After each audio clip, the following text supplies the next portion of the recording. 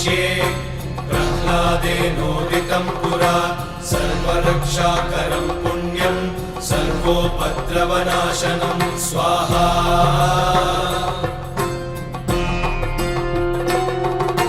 सर्वसम्पत्करं चैव स्वर्गमोक्षप्रदायकं ध्यात्वा नृसिंहं देवेशं हेमसिंहासनस्थितं स्वाहा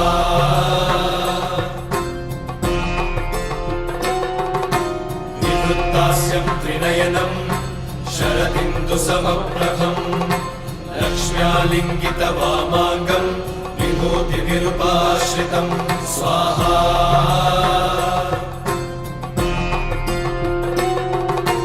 चतुर्भुजं कोमलाङ्गं स्वर्णकुण्डलशोभितं श्रिया सुशोभितोरस्कं रत्नकेयूरमुद्रितं